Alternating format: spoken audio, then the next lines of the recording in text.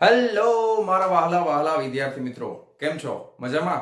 મારું નામ છે ફાલ્ગુન નાદરોજા, હું રાજકોટથી છું અને તમે જોઈ રહ્યા છો ફિઝિક્સ વિથ ફાલ્ગુન સર. અને વહાલા વિદ્યાર્થી મિત્રો, અત્યારે આપણે જોઈ રહ્યા છીએ ધોરણ 12 ફિઝિક્સ ચેપ્ટર નંબર 9 કિરણ પ્રકાશ શાસ્ત્ર અને પ્રકાશીય ઉપકરણો, કે જેમાં છેલ્લા લેક્ચરની અંદર આપણે ગોળીય અરીસાઓ વિશે માહિતી મેળવેલી, એની અલગ અલગ વ્યાખ્યાઓ વિશે આપણે ચર્ચા કરેલી અને સંજ્ઞા પદ્ધતિ આપણે શીખી લીધી હતી કે સંજ્ઞા પદ્ધતિ કઈ રીતે ઉપયોગમાં લેવાની છે. બરાબર છે. અને આજે આપણે શરૂ કરવા જઈ રહ્યા છીએ એના પછીનો ટોપિક, એટલે કે ગોળીય અરીસાની કેન્દ્ર લંબાઈ અને વક્રતા ત્રિજ્યા વચ્ચેનો સંબંધ આપણે મેળવવાનો છે. ઓકે, તો ગોળીય અરીસાની કેન્દ્ર લંબાઈ એટલે કે સ્મોલ f અને વક્રતા ત્રિજ્યા એટલે કે કેપિટલ R, આ બંને વચ્ચેનો સંબંધ શું છે એના વિશે આપણે ચર્ચા કરવાની છે. તો એ સૂત્ર સાબિત કરવા માટે આપણે અત્યારે અંતર્ગોળ અરીસાનો ઉપયોગ કરવાના છે. સૂત્ર તમે બંને રીતે સાબિત કરી શકો છો, અંતર્ગોળ અરીસો લઈને અને બહિર્ગોળ અરીસો બંનેની મદદથી તમે જોઈ શકો છો. તો સૌથી પહેલા આપણે એક અંતર્ગોળ અરીસો લેશું. ધારો કે આ મારી પાસે કોઈ એક અંતર્ગોળ અરીસો છે, બરાબર, અને આ અંતર્ગોળ અરીસાની મુખ્ય અક્ષ છે. ઓકે, હવે તમને ખબર છે કે આ મુખ્ય અક્ષ એટલે કે અહીંયા આવેલું હશે ધ્રુવ P. ધારો કે આ અરીસાનું વક્રતા કેન્દ્ર C છે, અહીંયા આવેલું છે વક્રતા કેન્દ્ર C, અને પ્રકાશનું કોઈ સમાંતર કિરણ, મુખ્ય અક્ષને સમાંતર પ્રકાશનું એક કિરણ જે છે એ આપણે આપાત કરીએ છીએ, બરાબર, અને પેરેક્સિયલ કિરણ આપણે લેવાના છે.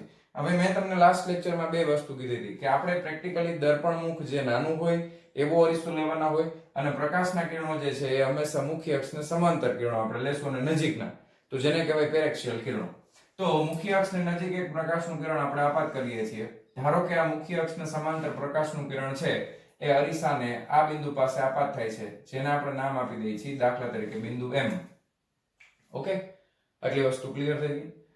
હવે આ પ્રકાશનું કિરણ અરીસા આ બિંદુ M જે છે એ વક્રતા કેન્દ્ર C થી અરીસા ઉપર દોરેલો લંબ છે. દાખલા તરીકે તમે આને જોડી દેશો તો આ જે છે અરીસાની સાથે અહીંયા જે ખૂણો બનાવે એ કેટલાનો બનતો હોય? 90 નો ખૂણો બનતો હોય. એ તમને ખબર જ હોય, પહેલા મેં તમને કીધું હતું, કોઈ પણ વર્તુળ જે છે એમાંથી જ અરીસો બનાવેલો હોય. હવે એનું કેન્દ્ર છે એ જ વક્રતા કેન્દ્ર C છે, તો વર્તુળમાંથી તમે કોઈ પણ ત્રિજ્યા દોરો, બરાબર, તો એ હંમેશા સપાટીની સાથે શું બનાવે? તો કે 90 નો ખૂણો બનાવે. ઓકે, તો હવે આટલી વસ્તુ તમને ખબર છે. હવે આપણે આગળ વધીએ.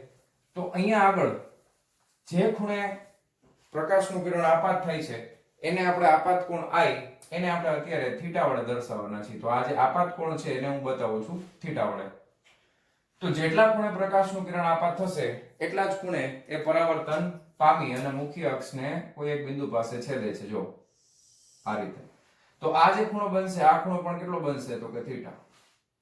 આપણને ખબર છે આપાત કોણ અને પરાવર્તન કોણ બંને કેવા હોય છે? સમાન હોય છે, બરાબર. તો આપાત કોણ અને પરાવર્તન કોણ સમાન હશે અને અહીંયા છેદે છે થોડુંક રોલ. ઓકે, આ રીતે, બરાબર, રેડી? આટલી વસ્તુ ક્લિયર થઈ ગઈ. ચાલો,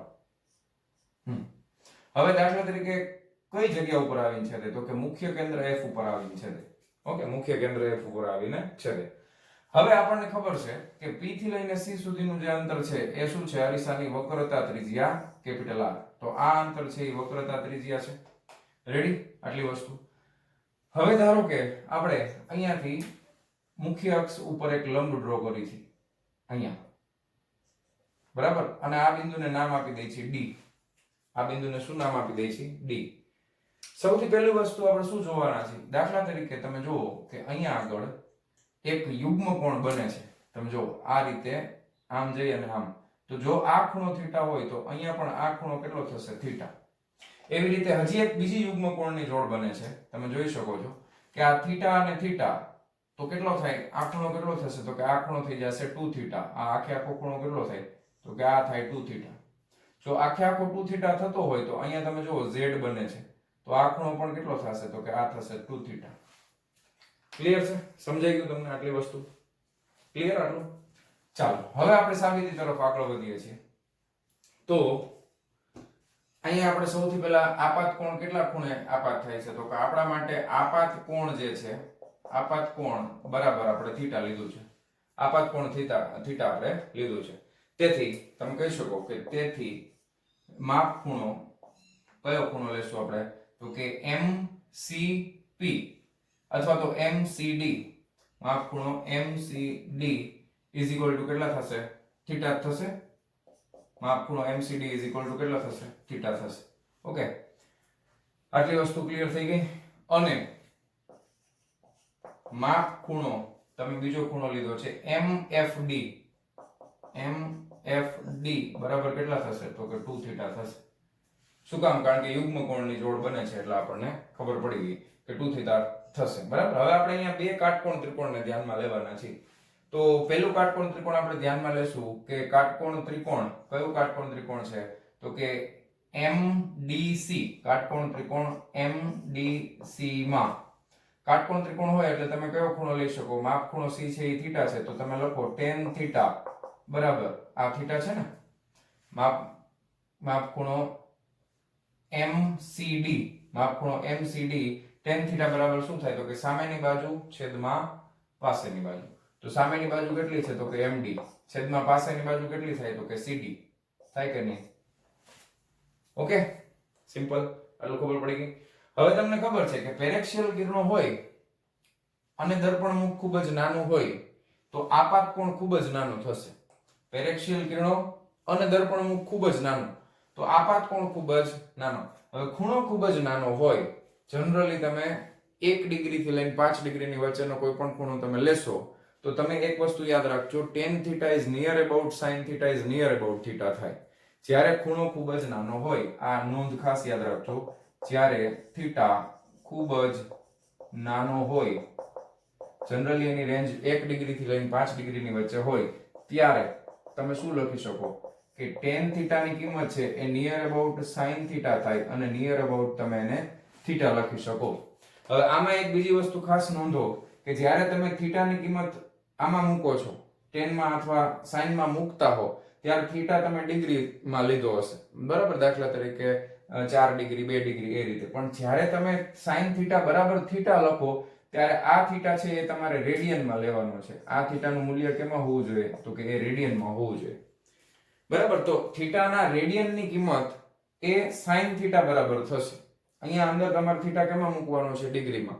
તો એ તમારે ચેક કરવું હોય તમે કરી શકો.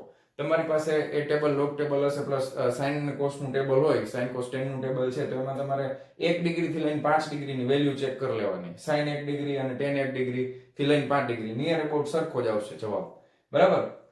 અને એ તમારે મૂકશો તમે ડિગ્રીમાં તો જે જવાબ આવે એ રેડિયનમાં જે આવશે એ ખૂણા બરાબર જ હશે. તમે જે ખૂણો લ્યો છો 1 ડિગ્રી અને રેડિયનમાં ફેરવવો હોય તો શું કરવું પડે? π/180 વડે ગુણાકાર કરવો પડે ને, તો એના જેટલો જ થશે. ઓકે, તો આ તમે ચેક કરી શકો છો, જોઈ શકીએ છીએ આપણે. તો અહીંયા આગળ થીટા ખૂબ જ નાનો હોય તો અહીંયા આગળ પણ થીટા આપણા માટે ખૂબ જ નાનો થશે. તો tan theta is near about હું શું લખી શકું? tan theta is near about હું લખી શકું છું થીટા. અને એના બરાબર શું થાય છે? તો કે એના બરાબર થાય છે MD ના છેદમાં CD. ઓકે, હવે એવી રીતે બીજું કાટકોણ ત્રિકોણ આપણે લઈએ. ત્રિકોણ બીજું કાટકોણ ત્રિકોણ કયું છે? તો કે MDF.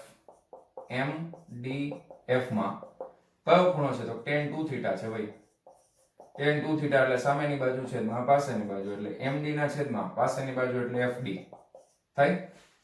ઓકે, હવે અહીંયા થીટા એટલો બધો નાનો છે એટલે 2 થીટા પણ ખૂબ જ નાનો થશે. થીટા ખૂબ જ નાનો છે, 2 થીટા પણ ખૂબ જ નાનો થશે. તો તમે ડાયરેક્ટ લખી શકો કે 2 થીટા ઇઝ નિયર અબાઉટ, તમે શું લખી શકો? Sorry, tan 2 theta is near about શું લખી શકો? 2 થીટા. એના બરાબર જ તે શું થાય? MD ના છેદમાં FD થાય. આવું રેડી? આટલી વસ્તુ ખબર પડી ગઈ. તો હવે આગળ વધીએ. તો આ રીતે આપણને બે સમીકરણ મળ્યા. આ સમીકરણ 1, સમીકરણ 2. આ આપણને મળ્યું સમીકરણ 1, આ આપણને મળ્યું સમીકરણ નંબર 2. હવે બીજી વસ્તુ જો, દર્પણ મુખ ખૂબ જ નાનું છે તો આ જે અંતર છે D થી લઈને P સુધીનું એ અવગણ્ય હોય. DP ને અવગણી શકાય. શું કામ? કારણ કે ખૂબ જ નાનું છે. શું કામ ખૂબ જ નાનું હોય? કારણ કે દર્પણ મુખ કેવું છે? અરીસાનું ખૂબ જ નાનું લીધું છે અને પ્રકાશના કિરણો કેવા લીધા છે? તો પેરેક્સિયલ. એટલે આ અંતર છે એ ખૂબ જ નાનું, એટલે આ જે અંતર છે D થી P સુધીનું એને અવગણી શકો તમે, એટલું ખૂબ જ નાનું હોય. તો તમે એવું લખી શકો કે ખૂબ જ નાનું અંતર છે તો તમે લખી શકો કે CP બરાબર જ તે તમે નિયર અબાઉટ શું લખી શકો? CD લખી શકો. CP નિયર અબાઉટ તમે CD લખી શકો. અને એ શું છે? તો કે વક્રતા ત્રિજ્યા R છે. આના બરાબર શું છે? વક્રતા ત્રિજ્યા R. અને f થી લઈને d સુધીનું અંતર અથવા f થી લઈને p સુધીનું અંતર એને શું કહેવાય? અરીસાની કેન્દ્ર લંબાઈ f. બરાબર? તો તમે લખી શકો કે fd is near about કેટલા લખી શકાય? તો કે fp. બરાબર? અને એના બરાબર શું થાય? તો કે કેન્દ્ર લંબાઈ f થાય. રેડી? આટલી વસ્તુ ખબર પડી ગઈ? હાલો, હવે આ સમીકરણ 1 અને 2 ને આપણે ખાલી સરખાવવાના છે વાલા વિદ્યાર્થી મિત્રો. તો તમે અહીંયા 2 થીટા પહેલા હું લખું છું. સમીકરણ 2 થીટા બરાબર શું છે? તો કે md ના છેદમાં fd છે. હવે md બરાબર md ના છેદમાં fd છે અને થીટા બરાબર મારી પાસે કેટલા છે? md ના છેદમાં cd. બરાબર છે? માં થીટા ની કિંમત મૂકતા, બરાબર, એટલે તમે ડાયરેક્ટ એમ લખો સમીકરણ 2 માં સમીકરણ 1 ની કિંમત મૂકતા, એટલે 2 થીટા બરાબર કેટલા છે? તો કે md ના છેદમાં cd છે. બરાબર? આ md ના છેદમાં શું થઈ ગયું? તો કે fd. સામસામેથી md કેન્સલ થઈ ગયા. બરાબર? તો 2 ના છેદમાં cd. હવે c થી d બરાબર, તો cp લઈ શકો અને એના બરાબર શું છે? તો કે r છે. બરાબર? તમે 1 ના છેદમાં fd લખો, f થી d અથવા fp લખો, બે કેવા થાય? સરખા. તો એ કેટલા છે? તો કે f બરાબર છે. તેથી તમે આનું વ્યસ્ત કરી નાખો તો f બરાબર r ના છેદમાં શું આવે? 2. તો આ આપણને મળ્યો કેન્દ્ર લંબાઈ અને વક્રતા ત્રિજ્યા વચ્ચેનો સંબંધ. કેન્દ્ર લંબાઈ અને વક્રતા ત્રિજ્યા વચ્ચેનો સંબંધ. રેડી? f બરાબર r/2. આ સંબંધ તમે 10મા ધોરણમાં ડાયરેક્ટલી યાદ રાખેલો હતો. બરાબર? સૂત્ર સાબિત કરવાની જરૂર ન પડતી, એમ નામ તમને કહી દેતા. બરાબર? તો અત્યારે આપણે એને સાબિત કરીને જોઈ લીધું કે એ રીતે આપણને સંબંધ મળશે f r/2. ક્લિયર છે? આટલી વસ્તુ સમજાઈ ગયું? ઓકે, તો ફટાફટ તમે વિડિયો પોઝ કરી અને આ લખી નાખજો. આપણે સાબિત કોના માટે કર્યું છે? અંતર્ગોળ અરીસા માટે. તો પ્રશ્ન એ થાય કે સર બહિર્ગોળ અરીસા માટે શું આ સાચું છે કે ખોટું? બહિર્ગોળ અરીસા માટે શું આ સાચું છે કે ખોટું? તો ચાલો હું અહીંયા છે ને બહિર્ગોળ અરીસાની આકૃતિ બનાવું છું, એટલે આટલી વસ્તુ પહેલા ફટાફટ લખી નાખો અને રફ કરી નાખું છું. ચાલો જાવ દો છો. ચાલો, હવે બહિર્ગોળ અરીસા માટે ફટાફટ તમને સૂત્ર આનું આ જ મળવાનું છે, કાંઈ ફેર પડવાનો નથી. બહિર્ગોળ અરીસા માટે શું કરવાનું હોય? તો દાખલા તરીકે અહીંયા આપણે બહિર્ગોળ અરીસો લઈ લઈએ. ધારો કે અહીંયા આપણે એક બહિર્ગોળ અરીસો લઈએ છીએ. ઓકે, તો અંદરના ભાગમાં કોટિંગ કરેલું હોય. બરાબર? આ એની મુખ્ય અક્ષ થઈ ગઈ. હાલો, હવે તમે પ્રકાશનું સમાંતર કિરણ છે એ કઈ જગ્યાએ આપાત કરો છો? તો કે પેરેક્સિયલ કિરણ આપણે આપાત કરતા હોય ને. દાખલા તરીકે આ બિંદુ છે એ અરીસાનું ધ્રુવ P. ઓકે, હવે સમાંતર કિરણ આપાત કરી દઈએ ફટાફટ. ચાલો, તો આ એક કિરણ તમે આપાત કરી દીધું પ્રકાશનું. હવે આ જે સમાંતર કિરણ આપાત કરો છો તો એ આપાત કોણ મારે શું કરવું પડે? તો કે આનું વક્રતા કેન્દ્ર છે એ સપોઝ અહીંયા ક્યાંક આવેલું હોય, વક્રતા કેન્દ્ર C. એટલે અહીંયાથી હું ડોટેડ લાઈન કરું આ રીતે. બરાબર? તો અહીંયા 90 નો ખૂણો બનાવે, એટલે આને આપણે પાછળની સાઈડ બેક સાઈડ એક્સટેન્ડ કરવી પડશે ને આમ. તો આપાત કોણ છે એ આ થઈ જશે થીટા. બરાબર? હવે આટલો આપાત કોણ થાય તો એટલા ને એટલા ખૂણે એનું શું થાય? તો કે એટલા જ ખૂણે એનું પરાવર્તન થાય આ રીતે. બરાબર? તો આ ખૂણો પણ કેટલો થાય? થીટા. હવે આને તમે બેક સાઈડ એક્સટેન્ડ કરો તો એ ક્યાં આવે? તો કે f પાસે આવે. રેડી? આટલી વસ્તુ જો. હવે આ બે CP અને આ જે આપાત કિરણ છે બે સમાંતર છે. તો આને આ એક જ ખૂણો બને છે, આ એક જ લાઈન છે. તો અહીંયા જો થીટા બનતો હોય તો અહીંયા પણ ખૂણો કેટલો બને? આકૃતિની ભૂમિતિ ઉપર તમે કહી શકો કે આ ખૂણો પણ કેટલો બને? તો કે થીટા બને. બરાબર? હવે જો આ આખો ખૂણો કેટલો થાય? તો કે આખો ખૂણો થીટા વત્તા થીટા એટલે 2 થીટા થાય. તો એ રીતે જો આ સમક્ષિતિજ રેખાની સાથે આ કિરણ કેટલાનો ખૂણો બનાવે? 2 થીટા. તો અહીંયા પણ કેટલાનો ખૂણો બને? તો 2 થીટાનો બને. ઓકે, હવે એ જ રીતે તમે અહીંયાથી એક લંબ ડ્રો કરી નાખો. તો આ જે બિંદુ છે એને નામ આપી દઈશું D. આ બિંદુને આપણે નામ આપેલું છે M. તો એ જ વસ્તુ તમે આના માટે પણ સાબિત કરી શકો છો. આ આકૃતિ પાછળની સાઈડ એટલે અરીસાની બેક સાઈડ તમને આ બધા બિંદુઓ મળશે. હવે અહીંયા આગળ જે પ્રતિબિંબ રચાતું હોય એ કેવું મળે? તો કે આભાસી મળે. અહીંયા આગળ પ્રકાશના કિરણો ખરેખર ભેગા થાય એટલે વાસ્તવિક પ્રતિબિંબ મળે. અને આ અરીસાની અંદર આપણને કેવું પ્રતિબિંબ મળશે? તો કે આભાસી પ્રતિબિંબ મળશે. ક્લિયર છે? તો આ જ વસ્તુ તમે આના માટે સાબિત કરી શકો.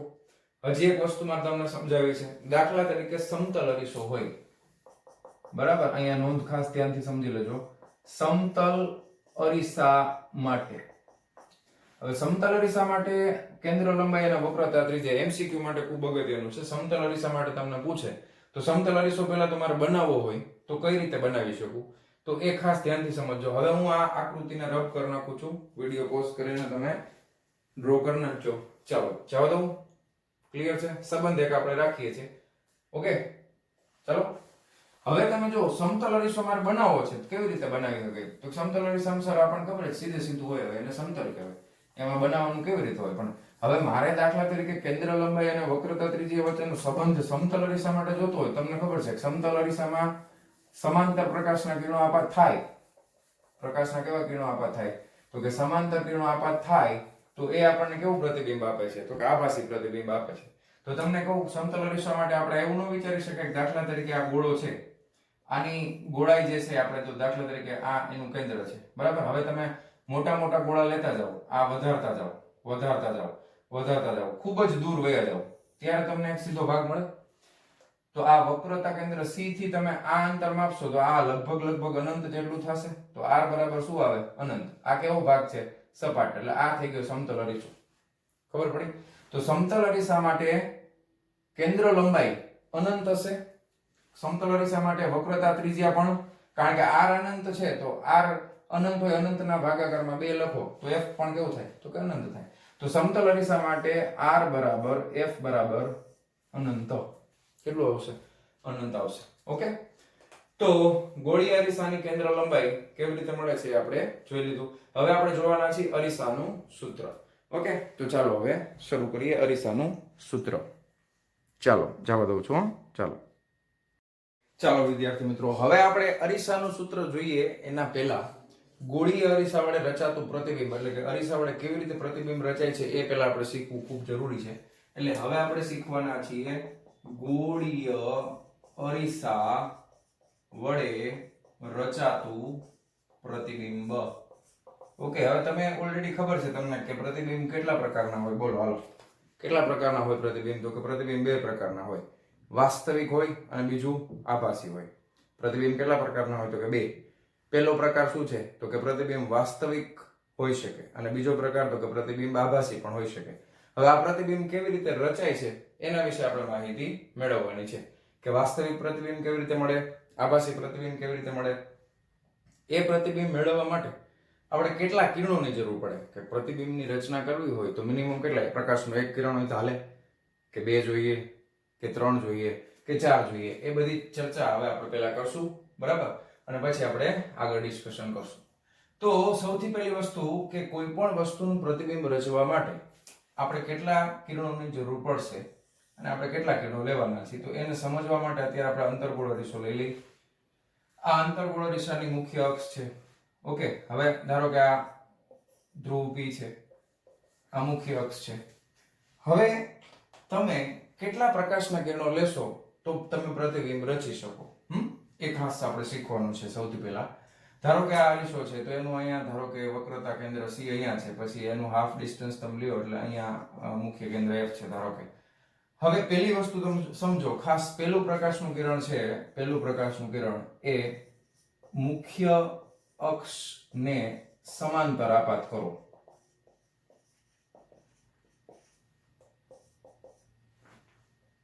બરાબર છે? પહેલું કિરણ છે આપણે મુખ્ય અક્ષને સમાંતર કોઈ પ્રકાશનું કિરણ આપાત કરીએ તો શું થાય એના વિશે જોવાનું છે. તમે કોઈ પણ પ્રકાશનું કિરણ મુખ્ય અક્ષને સમાંતર આપાત કરો તો એ હંમેશા અરીસાના મુખ્ય કેન્દ્ર F માંથી પસાર થઈને આમ નીકળી જાય. બરાબર? ક્લિયર છે આટલી વસ્તુ? સમજાઈ ગઈ આટલું? ઓકે, હાલો. પછી બીજું પ્રકાશનું કિરણ, ધારો કે તમે બીજું કિરણ છે, પ્રકાશનું બીજું કિરણ છે એ મુખ્ય કેન્દ્ર F માંથી આપાત કરો. મુખ્ય કેન્દ્ર F માંથી આપાત કરો. દાખલા તરીકે તમે પ્રકાશનું બીજું કોઈ કિરણ છે એને મુખ્ય કેન્દ્ર F માંથી આપાત કરો છો, રાઈટ? પ્રકાશના કોઈ કિરણને મુખ્ય કેન્દ્ર F માંથી તમે આપાત કરો છો. દાખલા તરીકે હું આ રીતે પ્રકાશનું કોઈ કિરણ આપાત કરું તો એ અરીસા હારે ભટકાઈ અને મુખ્ય અક્ષને સમાંતર આ રીતે નીકળી જાય. ક્લિયર? મુખ્ય અક્ષને સમાંતર કોઈ કિરણ આપાત કરો તો એ અરીસાના મુખ્ય કેન્દ્ર F માંથી પસાર થશે. અને જો મુખ્ય કેન્દ્ર F માંથી પ્રકાશનું કિરણ આપાત કરો તો એ અરીસાની મુખ્ય અક્ષને સમાંતર બની અને નીકળી જશે. તો આપણે 2 કિરણો જોયા. આ પહેલું કિરણ છે પ્રકાશનું, આ પહેલા નંબરનું, આ જે છે એ બીજા નંબરનું કિરણ છે. ત્રીજા નંબરનું કિરણ દાખલા તરીકે તમે અરીસાના ધ્રુવ P પર આપાત કરો. પ્રકાશનું કોઈ કિરણ છે એને અરીસાના ધ્રુવ P ઉપર તમે આપાત કરો છો, બરાબર? તો એ પણ આપાત કરી શકાય, કાંઈ વાંધો નથી. કેવી રીતે આપાત કરવું? દાખલા તરીકે ધ્રુવ P ઉપર તમે સમજો કે કોઈ વસ્તુ છે એ અહીંયા પડેલી હોય, બરાબર, અને એમાંથી તમે પ્રકાશનું એક કિરણ છે ધ્રુવ P ઉપર આપાત કરો છો, આવું, આ રીતે. તો જેટલો અહીંયા આપાત કોણ બનતો હોય, બરાબર, આપાત કોણ અહીં બનતો હોય એટલો જ શું આવે? પરાવર્તન કોણ એટલો જ આવશે. અને અહીંયાથી એ પ્રકાશનું કિરણ છે આ રીતે નીકળી જશે, આમ. ક્લિયર? તો ત્રીજું, તમે ધ્રુવ ઉપર આપાત કરો તો એટલા જ આપાત કોણે પરાવર્તન થશે, એટલે પરાવર્તન કોણ R બરાબર તમે I લખી શકો, I બરાબર R થશે. ચાલો, આટલી વસ્તુ ખબર પડી. અને ત્રીજું જે પ્રકાશનું કિરણ છે એ તમે કોઈ પ્રકાશનું કિરણ, ધારો કે આ આરીસો થોડોક મોટો કરવો પડશે, થોડુંક આપણે દૂર લેવું પડશે, સોરી, અહીંયા C હોય, વક્રતા કેન્દ્ર C. તો C માંથી તમે પ્રકાશનું કોઈ કિરણ આપાત કરો તો એ આની હારે શું બનાવે? 90 નો ખૂણો બનાવે. એટલે 90 ના ખૂણે પ્રકાશનું કોઈ કિરણ આપાત થાય તો એટલા જ ખૂણે પરાવર્તન પામીને અહીંયા ભેગું થાય. તો આ ચાર જે પ્રકાશના કિરણો છે, ચોથું, બરાબર છે, વક્રતા કેન્દ્ર C માંથી આપાત કરી તો શું થાય? પરાવર્તન પામી અને પાછું C માંથી પરત ફરે, બરાબર ને? તમે C માંથી કોઈ પ્રકાશનું કિરણ આપાત કરો તો પરાવર્તન પામીને C માં પાછું જશે. તમે એક વસ્તુ નોટિસ કરી કે જેટલા કિરણો મેં આપાત કર્યા, બરાબર, એ બધા પાછા એક બિંદુ પાસે ભેગા થયા. એટલે પ્રતિબિંબ રચવા માટે તમે આમાંથી કોઈ પણ બે કિરણો લઈ શકો. પ્રતિબિંબની રચના કરવા માટે તમે આ ચાર પ્રકાશના કિરણોમાંથી કોઈ પણ બે કિરણ પસંદ કરી શકો. તો એ બધા જ તમે કોઈ પણ બે લ્યો તો એ આ બિંદુ પાસે જ ભેગા થાય. દાખલા તરીકે હું તમને એમ કહું કે એક ધ્રુવ વાળું લેવું છે મારે અને એક C વાળું લેવું છે, તો ધ્રુવ વાળું અને C વાળું જો ઈ અહીંયા ભેગા થયા. એક સમાંતર લેવું છે અને એક એફોર્ડ લેવું તો અહીંયા ભેગા થયા, બરાબર? તો તમે આ ચાર પ્રકાશના કિરણોમાંથી કોઈ પણ બે કિરણ પસંદ કરો અને તમે તમારું પ્રતિબિંબ મેળવી શકો છો. ઓકે? તો હવે તમે એક વસ્તુ બીજી નોટિસ કરો કે અહીંયા આગળ જે અંતર્ગોળ અરીસો છે તો અહીંયા આગળ ખરેખર બધાય પ્રકાશના કિરણો છે એ ખરેખર ભેગા થાય છે કે ખાલી આપણને લાગે છે કે ભેગા થયા? તો કે ના સાહેબ, ખરેખર ભેગા થાય છે. જો બધાય થાય છે ને ભેગા. તો જે પ્રકાશના કિરણો ખરેખર કોઈ બિંદુ પાસે ભેગા થતા હોય ત્યારે જે પ્રતિબિંબ રચાય એને કહેવામાં આવે છે વાસ્તવિક પ્રતિબિંબ, બરાબર? પ્રકાશના કિરણો ખરેખર કોઈ બિંદુ પાસે ભેગા થતા હોય તો એવા પ્રતિબિંબને વાસ્તવિક પ્રતિબિંબ કહેવામાં આવે છે. બીજી વસ્તુ, વાસ્તવિક પ્રતિબિંબને તમે પડદા ઉપર ઝીલી શકો છો. વાસ્તવિક પ્રતિબિંબને પડદા ઉપર ઝીલી શકાય છે. આભાસી પ્રતિબિંબને પડદા ઉપર ઝીલી શકાતું નથી. પડદા ઉપર ઝીલવું એટલે શું? સ્ક્રીન ઉપર દેખાય એવું. પ્રોજેક્ટર હોય, પિક્ચર જોવા જાઓ થિયેટરમાં, અત્યારે તો લોકડાઉન છે એટલે થિયેટર તો બધું બંધ છે, પણ તમે કદાચ ગયા તો હોય જ ને, બરાબર? આવડા મોટા થઈ ગયા, પિક્ચર તો જોયા છે. તો એમાં જે સ્ક્રીન છે એમાં તમે પ્રતિબિંબ ઝીલો છો તો એ કેવું પ્રતિબિંબ કહેવાય? તો કે વાસ્તવિક કહેવાય. પડદા ઉપર ઝીલાય છે ને તો વાસ્તવિક, બરાબર? હવે વાત કરીએ આભાસી પ્રતિબિંબની. તો આભાસી પ્રતિબિંબમાં શું હોય? તો કે ખરેખર એ કોઈ બિંદુ પાસે ભેગા ન થતા હોય પણ આપણને એવું લાગે, આપણને એવો ભાસ થાય કે એ ખરેખર એ બિંદુ પાસે ભેગા થાય છે. તો કાં તો આપણને એવો ભાસ થાય કે એ બિંદુ પાસે પ્રકાશના કિરણો કેન્દ્રિત થાય છે અથવા તો ત્યાંથી વિકેન્દ્રિત થાય છે. એવો જો ભાસ થાય તો એવા પ્રતિબિંબને આભાસી પ્રતિબિંબ કહેવામાં આવે છે. આભાસી પ્રતિબિંબને પડદા ઉપર ઝીલી શકાતું નથી. ઓકે, હવે આભાસી પ્રતિબિંબ કેવી રીતે મેળવવું, વાસ્તવિક પ્રતિબિંબ કેવી રીતે મેળવવું એની થોડીક ચર્ચા કરી લઈએ. તો આટલી વસ્તુ ક્લિયર થઈ ગઈ. ચાર પ્રકાશના કિરણોની જરૂર પડે કોઈ પણ પ્રતિબિંબ રચવા માટે. એમાંથી તમે કોઈ પણ બે કિરણોને પસંદ કરી શકો છો. ક્લિયર? ચાલો આ જવા દો. હવે હું તમને અમુક આભાસી પ્રતિબિંબ અને વાસ્તવિક પ્રતિબિંબ કેવી રીતે મળે એની આપણે થોડીક ચર્ચા કરી લઈએ. વાસ્તવિક તો તમને ખબર પડી ગઈ કે મોટા ભાગે જ્યારે પણ અંતર્ગોળ અરીસો હશે, બરાબર, એમાં ખાસ કરીને બધા લગભગ કિસ્સાઓની અંદર મોટા ભાગે એક કિસ્સાને બાદ કરતા બધાની અંદર આપણને કેવું પ્રતિબિંબ મળવાનું છે? વાસ્તવિક. ખાલી એક કિસ્સામાં તમને આભાસી પ્રતિબિંબ મળે છે. એ આકૃતિ પણ હું તમને સમજાવું છું. પહેલા તમને આભાસી સમજાવી દઉં. દાખલા તરીકે હવે મારી પાસે બહિર્ગોળ અરીસો છે, ધારો કે, ઓકે, આ રીતનો મારી પાસે કોઈ બહિર્ગોળ અરીસો છે, આ એની મુખ્ય અક્ષ છે. હવે તમે અહીંયા કોઈ પ્રકાશનું સમાંતર કિરણ આપાત કરો, બરાબર, તો અહીંયા આગળ તમને ખબર છે એનું વક્રતા કેન્દ્ર સી અહીંયા ક્યાંક હશે, પછી મુખ્ય કેન્દ્ર એફ અહીંયા હશે. ધારો કે તમને ખબર છે કે અહીંયાથી જો ડોટેડ લાઈન કરવામાં આવે, બરાબર, આ રીતે, તો એ અહીંયા લંબ બનાવતી હોય ને, આ 90 નો ખૂણો બનાવે, તો આ મારા માટે આપાત કોણ થશે I, બરાબર. તો જેટલા ખૂણે પ્રકાશનું કિરણ આપાત થાય છે એટલા જ ખૂણે શું થાય, એનું પરાવર્તન થાય અને મુખ્ય કેન્દ્રમાંથી નીકળતું હોય એવો ભાસ થાય. જો હવે અહીંયા ખરેખર મુખ્ય કેન્દ્રને કઈ છેદતું નથી, પ્રકાશનું કિરણ છે એ મુખ્ય કેન્દ્રને અહીંયા છેદતું નથી, તો આપણને એવો ભાસ થાય છે કે અહીંયા છે એવું, બરાબર. તો મોટા ભાગે બહિર્ગોળ અરીસો જો હશે તો એમાં તમને કેવા પ્રતિબિંબ મળશે, આભાસી પ્રતિબિંબ મળે છે. મોટા ભાગે બહિર્ગોળ અરીસામાં કેવા પ્રતિબિંબ મળે છે, આભાસી પ્રતિબિંબ મળે છે. આમાં પણ ખાસ ધ્યાન આપો, અપવાદ હોઈ શકે. અપવાદનો મતલબ તમે વાસ્તવિક પ્રતિબિંબ પણ મેળવી શકો છો બહિર્ગોળ અરીસાની મદદથી. હવે એવું પાછું ઘણા એમ કે સાહેબ એવું કઈ રીતે થાય, તો એવું જ્યારે આપણે આ પ્રકરણના એન્ડમાં ટેલિસ્કોપ સુધી પહોંચશું ને ત્યારે ટેલિસ્કોપની અંદર તમને હું સમજાવીશ કે બહિર્ગોળ અરીસામાં ખરેખર વસ્તુ આભાસી હોય અને પ્રતિબિંબ વાસ્તવિક મળે એવું પણ થાય, બરાબર. પણ મોટા ભાગે આપણે 90% કેસમાં 99% કેસમાં યાદ રાખીએ કે બહિર્ગોળ અરીસો હશે તો આપણને કેવું પ્રતિબિંબ મળશે, આભાસી પ્રતિબિંબ મળશે. ખાલી આપણને એવું થાય કે ભાસ થાય કે ખરેખર ત્યાંથી કેન્દ્રિત થાય છે અથવા તો વિકેન્દ્રિત થાય છે. રેડી, આટલી વસ્તુ સમજાઈ ગઈ? ઓકે. હવે દાખલા તરીકે આપણને ખબર છે, હજી એક લઈ લઈએ આપણે. ધારો કે સમતલ અરીસો છે આ, તો સમતલ અરીસામાં તમે કોઈ વસ્તુનું પ્રતિબિંબ આપણે જોવું છે, તો કે દાખલા તરીકે આ બિંદુ A નું પ્રતિબિંબ મારે જોઈએ છે, તો તમે એક પ્રકાશનું કિરણ સમાંતર આપાત કરો, એટલે અથવા તો અરીસાને લંબ તમે પ્રકાશનું કિરણ આપાત કરો તો એ ભટકાઈને પાછું આવશે, એ રીતે તમે વિચારી શકો. પછી દાખલા તરીકે એક પ્રકાશનું કિરણ છે એ અમુક ખૂણે આપાત કરો તો એટલા ને એટલા ખૂણે એનું પરાવર્તન થશે આમ. હવે આને તમે બેક સાઈડ લંબાવો આ રીતે, આને પણ તમે બેક સાઈડ લંબાવો આ રીતે, બરાબર. અને હજી એક કિરણ આ બાજુ લઈ લો, જેટલા ખૂણે આપાત કરો છો એટલા જ ખૂણે એનું પરાવર્તન કરો, એટલે એને આ સાઈડ લંબાવો, તો ખરેખર 3 એ 3 છે એ અહીંયા ભેગા થતા હોય અને અહીંયા તમને પ્રતિબિંબ મળે A'. તો સમતલ અરીસાનું પ્રતિબિંબ જેટલા તમે આ વસ્તુનું અંતર છે એને u વડે દર્શાવવામાં આવે, વસ્તુ અંતર u, તો તમારું પ્રતિબિંબનું અંતર અરીસાની પાછળ એટલા જ અંતરે હશે. એટલે આ પ્રતિબિંબ અંતર છે એને v વડે દર્શાવાય, પણ અહીંયા v બરાબર જ તે શું થઈ જશે, u થઈ જશે. ઓકે. અરીસામાં આપણને ખબર સમતલ અરીસો હોય તો તમે ખરેખર જેટલા દૂર હોય એટલું જ તમારું પ્રતિબિંબ અરીસાની પાછળની સાઈડ દૂર હશે. તો સમતલ અરીસામાં અને કયા અરીસામાં, તો કે બહિર્ગોળ અરીસામાં રચાતા પ્રતિબિંબ કેવા હોય છે, તો કે આભાસી પ્રતિબિંબ આપણને મળતા હોય છે. ક્લિયર છે? સમતલ અરીસામાં અને બહિર્ગોળ અરીસામાં મળતા પ્રતિબિંબ મોટા ભાગે કેવા હોય છે, આભાસી હોય છે.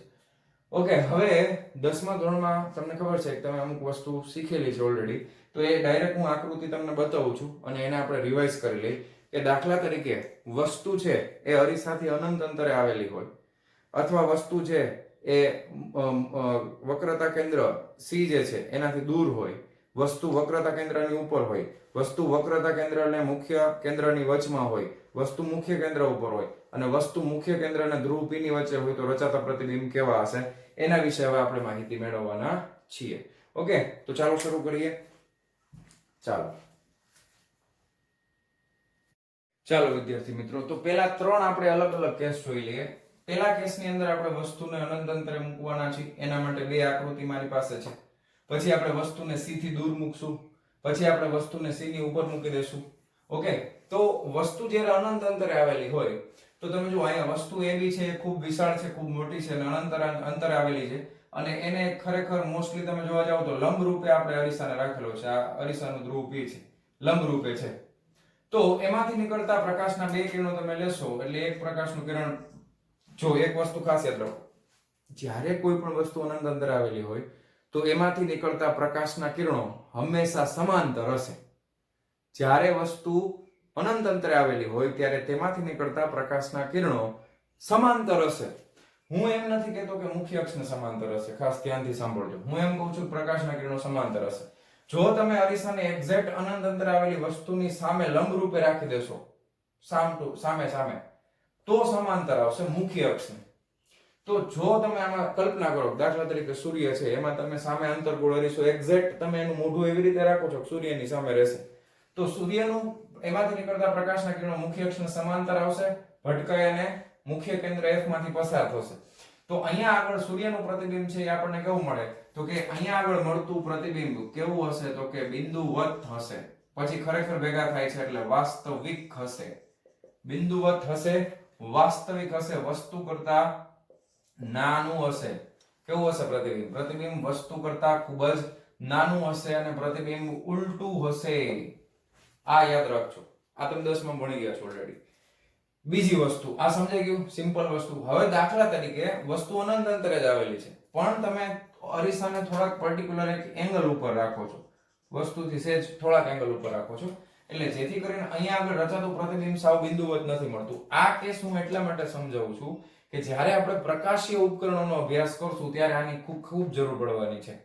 બરાબર છે? ટેલિસ્કોપની અંદર જરૂર પડશે. ઓકે, તો ટેલિસ્કોપમાં આની જરૂર પડવાની છે એટલા માટે તમે ખાસ ધ્યાનથી સમજો કે ખૂબ દૂર આવેલી વસ્તુ છે તો પ્રકાશના કિરણો એમાંથી સમાંતર આપાત થાય છે. દાખલા તરીકે આ એ બિંદુ છે ત્યાંથી પ્રકાશના સમાંતર કિરણો આપાત થયા, આવશે સમાંતર જ ફિક્સ છે. તો એ સમાંતર કિરણો આપાત થાય તો ભટકાઈને ક્યાં આવે તો કે અહીંયા ભેગા થશે. એ બિંદુ ક્યાં આવેલું હોય તો કે આ બિંદુ ફોકલ પ્લેન ઉપર જ આવેલું હોય. મેં તમને લાસ્ટ લેક્ચરમાં સમજાવ્યું. તો આ બિંદુ ફોકલ પ્લેન ઉપર છે તો એ ભાગ ખૂબ મોટો છે તો એનું પ્રતિબિંબ a' અહીંયા મળ્યું. હવે આ વસ્તુ એટલી મોટી છે કે b ભાગ અહીંયા છે તો b ભાગમાંથી પ્રકાશનું કિરણ એ મુખ્ય અક્ષને સમાંતર જવા દો, પાછું લઈ આવો. તો અહીંયા આગળ તમને પ્રતિબિંબ જો નાનું મળે છે, બિંદુવત નથી મળતું, નાનું અને ઉલટું મળે છે. કેવું મળે છે? નાનું અને ઉલટું. તો ખાસ આ ધ્યાનથી સમજજો. અહીંયા આગળ જો પ્રકાશના કિરણો અનંત અંતરેથી આવતા હશે તો સમાંતર કિરણો લેવાના છે. અહીંયા રચાતું પ્રતિબિંબ છે એ ખૂબ જ નાનું છે. પ્રતિબિંબ કેવું છે? ખૂબ જ નાનું છે, વાસ્તવિક છે અને ઉલટું છે. બરાબર છે? નાનું છે, વાસ્તવિક છે અને ઉલટું છે. ખાસ આમાં તમે બિંદુવત શબ્દ પ્રયોગ કરી શકો છો. આમાં તમે બિંદુવત ન કહી શકો, સાવ બિંદુ જેવું જ નથી, એમ દેખાય તો છે. તો આમાં આ રીતે પ્રતિબિંબ મળે. બરાબર? ત્રીજા કેસમાં જોઈએ કે આપણી વસ્તુ c કરતા દૂર આવેલી હોય. વસ્તુ છે એ ક્યાં આવેલી હોય? c થી દૂર ડાબી તરફ આવેલી હોય તો પ્રતિબિંબ ક્યાં રચાય? તો પ્રકાશના બે કિરણો આપણે લીધા છે, એક પ્રકાશનું સમાંતર કિરણ, બીજું c માંથી પાસ થતું હોય એવું, તો ભટકાઈને પાછું c માંથી જ નીકળે. તો સમાંતર કિરણ છે f માંથી પસાર થાય, આ ભટકાઈ નામ જશે એટલે પ્રતિબિંબ ક્યાં મળ્યું તો કે c અને f ની વચ્ચે. પ્રતિબિંબ ક્યાં મળે છે? c અને f ની વચ્ચે. પ્રતિબિંબ ક્યાં મળે છે? c અને f ની વચ્ચે. વસ્તુ ક્યાં આવેલી હોય તો વસ્તુ c થી દૂર આવેલી હોય તો પ્રતિબિંબ ક્યાં મળે? c અને f ની વચ્ચે મળે. કેવું પ્રતિબિંબ છે તો કે પ્રતિબિંબ છે સાહેબ વાસ્તવિક છે. બરાબર? પછી કેવું છે તો પ્રતિબિંબ નાનું છે વસ્તુ કરતા અને સીધું છે ઉલટું તો પ્રતિબિંબ ઉલટું પણ છે. ઓકે, તો c અને f ની વચ્ચે જ્યારે વસ્તુને રાખવામાં c થી દૂર વસ્તુને રાખવામાં આવે છે તો પ્રતિબિંબ c અને f ની વચ્ચે મળે છે, વાસ્તવિક હોય છે, નાનું હોય છે અને ઉલટું હોય છે. ત્રીજો કેસ જોઈ લઈએ. જો વસ્તુને c ની ઉપર રાખવામાં આવે, એક્ઝેક્ટ c ની ઉપર એટલે વક્રતા કેન્દ્રની ઉપર જ તમે વસ્તુને મૂકી દો તો પ્રકાશનું એક કિરણ સમાંતર આપાત કરો, f માંથી પાસ થશે, બીજું કિરણ f માંથી પાસ કરો, સમાંતર થઈ જશે.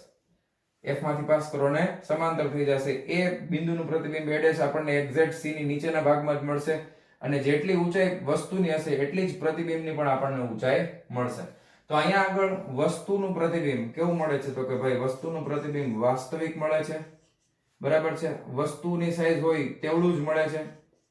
બરાબર છે? વસ્તુ જેવડી હશે તેવડું જ પ્રતિબિંબ આપણને મળશે. પ્રતિબિંબ કેવું મળે છે તો કે ઉલટું મળે છે. ક્યાં મળે છે તો કે c ની નીચે મળે છે. પ્રતિબિંબ ક્યાં મળે છે? એક્ઝેક્ટ c ની નીચે. વાસ્તવિક વસ્તુ જેવડું જ ઉલટું અને એક્ઝેક્ટ c ની નીચે પ્રતિબિંબ મળે છે. આ બધી વસ્તુ તમને MCQ માં અને દાખલામાં ખૂબ જ ઉપયોગી છે એટલા માટે આપણે રિવાઇઝ કરીએ છીએ. ઓકે, હજી આપણે અમુક કેસ જોવાના છે તો ફટાફટ આટલું તમારી બુકની અંદર નોટ ડાઉન કરી લ્યો, લખી નાખો. ચાલો જવા દઉં છું. ચાલો વિદ્યાર્થી મિત્રો, હવે આપણે વસ્તુને રાખવાના છે c અને f ની વચ્ચે. જો તમારી વસ્તુ c અને f ની વચ્ચે મૂકેલી છે, વસ્તુ છે ab.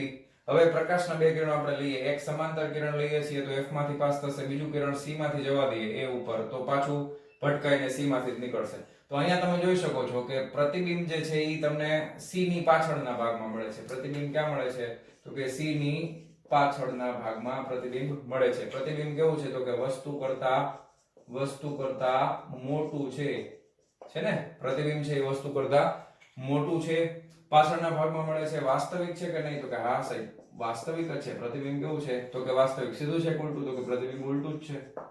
વાસ્તવિક છે, ઉલટું છે પણ વસ્તુ કરતા મોટું છે અને c ની પાછળના ભાગમાં આપણને પ્રતિબિંબ મળે છે. તો જ્યારે c અને f ની વચ્ચે કોઈ વસ્તુને મૂકવામાં આવે તો આ રીતે આપણને પ્રતિબિંબ મળશે. ઓકે, હવે દાખલા તરીકે તમે વસ્તુ છે એને F ઉપર જ મૂકી દો છો. ક્યાં મૂકી દો છો? C અને F ની વચ્ચે રાખી હતી ને, તો વસ્તુને તમે F ની ઉપર મૂકો છો. તો જ્યારે વસ્તુ F ની એક્ઝેક્ટ ઉપર આવે છે ત્યારે તમે પ્રકાશના બે કિરણો લ્યો છો. એક પ્રકાશનું સમાંતર કિરણ આપાત કરો એટલે એ પાછું F માંથી પસાર થાય, અને એક પ્રકાશનું કિરણ C માંથી પાસ કરો. દાખલા તરીકે આ વસ્તુ AB છે. ઓકે, તો એમાંથી એક પ્રકાશનું કિરણ C માંથી A ઉપર પાસ કરો એટલે અહીંયા ભટકાય અને પાછું, કારણ કે C માંથી જાય છે એટલે 90 નો ખૂણો હોય, પાછું ભટકાઈને આ દિશામાં જશે. હવે આ બે પ્રકાશના કિરણો છે ને એ એકબીજાને કેવા થઈ જાય છે? તો પ્રકાશના કિરણો થઈ જાય સમાંતર. કેવા થઈ જાય છે? સમાંતર. તો ઘણા એમ કહેશે પ્રતિબિંબ સાહેબ મળે જ નહીં. પ્રતિબિંબ મળે ખરું, પણ આપણે એવું કલ્પના કરીએ કે અનંત અંતરે મળે. પ્રતિબિંબ ક્યાં મળે? તો કે અહીંયા આગળ પ્રતિબિંબ છે એ અનંત અંતરે મળે. બરાબર, પ્રતિબિંબ ક્યાં મળે? તો કે અનંત અંતરે મળે, C થી ખૂબ જ પાછળના ભાગમાં મળે. અને પ્રતિબિંબ ખરેખર કેવું મળે? તો કે ખૂબ જ મોટું મળે. કેવું મળે? ખૂબ જ મોટું પ્રતિબિંબ આપણને મળશે. ક્લિયર છે આટલી વસ્તુ? પ્રતિબિંબ અનંત અંતરે મળશે, પ્રતિબિંબ ખૂબ જ મોટું મળશે. અને અહીંયા આગળ પણ પ્રતિબિંબ જો મળતું હોય તો એ વાસ્તવિક હશે અને ઉલટું હશે. બરાબર, પ્રતિબિંબ મળતું હશે તો એ વાસ્તવિક, અને અનંત અંતરે છે એટલે આપણે બહુ જાજી એમાં ડિસ્કશન ન કરી શકીએ. બરાબર, ખરેખર મળતું હોય તો એ વાસ્તવિક અને ઉલટું હશે. તો F ઉપર આપણે રાખી દીધું. હવે એક ખાસ કિસ્સો ધ્યાન આપો. અત્યાર સુધીના જેટલા કિસ્સા જોઈએ બધાની અંદર પ્રતિબિંબ મળતા હતા વાસ્તવિક અને ઉલટા મળતા હતા. બરાબર, વાસ્તવિક મળતા હતા અને ઉલટા મળતા હતા. ખાસ ધ્યાન આપજો. હવે આપણે વસ્તુને F અને P ની વચ્ચે મૂકવાના છે. વસ્તુને ક્યાં મૂકવાના છે? તો કે F અને P ની વચ્ચે. તો પાંચમા કિસ્સામાં વસ્તુ જ્યારે F અને P ની વચ્ચે આવેલી હોય તો ધ્યાન આપો, વસ્તુ છે AB. એમાંથી એક પ્રકાશનું કિરણ સમાંતર આપાત કરીએ તો F માંથી જશે પાછું, અને બીજું C માંથી આપાત કરીએ તો C માં પાછું જશે. અહીંયા જો આમ પોળું થઈ ગયું છે કિરણ, અહીંયા તમે જો આમ સાંકડું થતું જાય છે. તો અહીંયા આગળ તમને ખરેખર આ બાજુ કોઈ પ્રતિબિંબ મળવાનું નથી. તો પ્રતિબિંબ મેળવવા માટે શું કરવું પડે? તો કે આ બંને કિરણોને અરીસાની પાછળના ભાગમાં લંબાવવા પડે. તો જ્યારે આપણે આ બંને પ્રકાશના કિરણોને અરીસાની પાછળના ભાગમાં લંબાવીએ છીએ ત્યારે કોઈ એક બિંદુ પાસે ભેગા થાય છે A'. તો અહીંયા આગળ આપણને પ્રતિબિંબ અરીસાની પાછળના ભાગમાં મળે છે. એટલે વાસ્તવિક છે કે આભાસી? તો કે ભાઈ અહીંયા આગળ પ્રતિબિંબ આભાસી છે. કેવું છે? તો કે પ્રતિબિંબ આભાસી છે, વાસ્તવિક નથી. કેવું છે? પ્રતિબિંબ આભાસી છે. વસ્તુ કરતા કેવું છે? તો કે વસ્તુ કરતા મોટું છે. આભાસી છે, વસ્તુ કરતા મોટું છે. અને ઉલટું છે ચત્તુ? તો કે ભાઈ ચત્તુ છે. કેવું છે? તો કે ચત્તુ છે. તો આ ખાસ એક કિસ્સો યાદ રાખશું. તો કે અંતર્ગોળ અરીસામાં પણ એક કિસ્સામાં આપણને આભાસી પ્રતિબિંબ મળે છે. ક્લિયર છે? આટલી વસ્તુ સમજાઈ ગઈ? હવે એક વસ્તુ તમે બધું ફટાફટ રિવાઇઝ કરો તો એક વસ્તુ તમને ખબર પડશે. જ્યારે વસ્તુ અનંત અંતરે હતી ને તો પ્રતિબિંબ F પાસે રચાણું. પછી તમે વસ્તુ C થી દૂર લઈ ગયા ને તો C અને F ની વચ્ચે રચાણું. C ઉપર લઈ ગયા તો C પાસે. તો જેમ જેમ વસ્તુ અરીસાની નજીક આવે છે એમ પ્રતિબિંબ અરીસાથી દૂર જાય છે. એટલું યાદ રાખવાનું. જેમ જેમ વસ્તુ અરીસાની નજીક આવે છે એમ પ્રતિબિંબ અરીસાની દૂર જાય છે. અને છેલ્લે અહીંયા આગળ જ્યારે વસ્તુ F ઉપર આવી જાય છે ત્યારે પ્રતિબિંબ અનંત અંતરે મળે છે. અને P અને F ની વચ્ચે તો વસ્તુ પ્રતિબિંબ છે આભાસી અને અરીસાની પાછળ મળે છે. તો આ રીતે તમે આ બધું રિવાઇઝ કર્યું. 10માં ભણી ગયા છો એટલે આપણે આ રિવાઇઝ કર્યું કહેવાય. ચાલો હવે આપણે એક બે કેસ જે છે એ બહિર્ગોળ અરીસા માટે જોવાના છીએ. ચાલો ફટાફટ આટલું નોટ ડાઉન કરી લ્યો. ચાલો જવા દઉં છું. ચાલો વિદ્યાર્થી મિત્રો, હવે આપણે બહિર્ગોળ અરીસાની થોડીક ચર્ચા કરી લઈએ કે બહિર્ગોળ અરીસામાં પ્રતિબિંબ કેવું મળે છે. આપણને ખબર જ છે કે એમાં લગભગ બધે આભાસી પ્રતિબિંબ મળતું હોય. બરાબર, તો હવે એમાં બે જ કેસ છે. દાખલા તરીકે વસ્તુ અનંત અંતરે આવેલી હોય, આગળ આપણે જોયું તો એ પ્રમાણે તમે થોડોક ટિલ્ટ કરીને અરીસો રાખો તો તમને પ્રતિબિંબ ક્યાં મળે? દાખલા તરીકે પ્રકાશના સમાંતર કિરણો આવે છે. બરાબર, તો એક કિરણ આવે છે એટલે એ ભટકાઈને આમ જશે. અહીંયા C છે એટલે જેટલો આપાત કોણ હોય એટલો જ વક્રીભૂત કોણ બને ને. અહીંયા જેટલો I બનશે એટલો જ અહીંયા R બનશે. તો એ પ્રકાશનું કિરણ પાછળ લંબાવો તો એ ક્યાંથી પાસ થાય? તો કે F માંથી. આ C છે. અને બીજું તમે પ્રકાશનું કિરણ છે અહીંયા આપાત કરો I, તો એ I અને R બે સરખા થશે. તો આને પાછળની તરફ લંબાવો અહીંયા, તો તમને પ્રતિબિંબ અહીંયા મળે છે બહુ નાનું. બરાબર, વસ્તુ કરતા ખૂબ જ નાનું પ્રતિબિંબ કેવું મળે છે? અહીંયા આગળ વસ્તુ કરતા પ્રતિબિંબ ખૂબ જ નાનું મળે છે. વાસ્તવિક છે કે આભાસી? અરીસાની પાછળ છે એટલે પ્રતિબિંબ કેવું હોય? તો કે આભાસી જ હોય. અરીસાની પાછળ કયો અરીસો છે? બહિર્ગોળ અરીસો છે. તો બહિર્ગોળ અરીસામાં પ્રતિબિંબ નાનું મળે છે, આભાસી મળે છે. ચત્તુ છે કે ઉલટું? તો ભાઈ ચત્તુ છે. ભાઈ પ્રતિબિંબ સીધું જ છે ને એટલે ચત્તુ. ઓકે, અને ખૂબ જ નાનું મળે છે આભાસી અને ચત્તુ મળે છે. દાખલા તરીકે તમે અરીસો એક્ઝેક્ટ એની સામે રાખી દો પરફેક્ટલી તો તમને બિંદુવત પ્રતિબિંબ મળે. એ પણ કેવું હોય? તો કે આભાસી. અહીંયા તમે બિંદુવત શબ્દ વાપરી શકો, પણ એ કેવું હશે? તો કે આભાસી હશે. બરાબર, એ કેવું હશે? તો ચત્તુ હશે. બિંદુવત અને ચત્તુ હશે. ઓલામાં બિંદુવત હતું પણ ઉલટું હતું, બરાબર. અહીંયા આગળ આભાસી છે, ઓલામાં વાસ્તવિક હતું. ઓકે, તો આ વસ્તુ. બીજા કેસની અંદર તમે પ્રતિબિંબ, હવે આમાં કઈ અલગ અલગ કેસ નો આવે કારણ કે સી અને એફ ને બધું અરીસાની પાછળની સાઈડ છે, તો તમે વસ્તુ અહીંયા રાખશો તો એ અરીસાની સામે જ આવશે, એટલે એમાં કોઈ પર્ટિક્યુલર ડિસ્ટન્સ ફિક્સ હોય નહીં. તો તમે આમાં કોઈ પણ જગ્યાએ કોઈ પણ અંતરે તમે વસ્તુને અરીસાની સામે મૂકો ત્યારે આપણે એક પ્રકાશનું સમાંતર કિરણ લઈએ તો એ ભટકાઈને જેટલો આપાત કોણ હશે એટલા જ કોણે પરાવર્તન પામશે. I બરાબર R બે સરખા થશે. પછી વચ્ચે જે છે એ વક્રતા કેન્દ્ર C માંથી પસાર થતું હશે, બરાબર. આ સમજાણું. પછી આ પરાવર્તિત કિરણને તમે એક્સટેન્ડ કરો પાછળની સાઈડ તો ક્યાંથી પસાર થાય, તો કે ફોકસ F માંથી પસાર થાય. અને બીજું પ્રકાશનું કિરણ છે એ તમે દાખલા તરીકે અહીંયા C પાસે લઈ જાઓ છો તો અહીંયા ભટકાઈને આ તો પાછું વયું જશે, આને તમે એક્સટેન્ડ કરો પાછળની તરફ તો આ બે પ્રકાશના કિરણો અહીંયા ભેગા થઈ ગયા.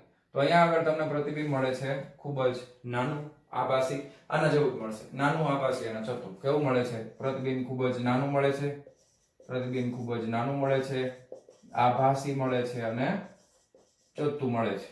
નાનું મળે છે, આભાસી મળે છે અને ચત્તુ મળે છે. તો આ આપણે જસ્ટ રિવિઝન કર્યું છે જે તમે 10th સ્ટાન્ડર્ડમાં શીખી લીધું છે અને એ 12th માટે પણ ખૂબ જ ઉપયોગી છે. આ તમને આવડતું હોવું જોઈએ. ક્લિયર છે? તો હવે આપણે અરીસાનું સૂત્ર જોવાનું છે. પણ વાલા વિદ્યાર્થી મિત્રો, આજનો લેક્ચર ખૂબ મોટો થઈ ગયો છે, બરાબર. તો અરીસાનું સૂત્ર જે છે એના માટેની પ્રસ્તાવના આપણે જોઈ લીધી. આટલી વસ્તુ આપણને ખબર હશે તો અરીસાનું સૂત્ર આપણે ચપટી વગાડતા સાબિત કરી દેશું, બરાબર. તો નેક્સ્ટ લેક્ચરમાં મળીએ છીએ અરીસાના સૂત્રની સાથે. ત્યાં સુધી આવજો.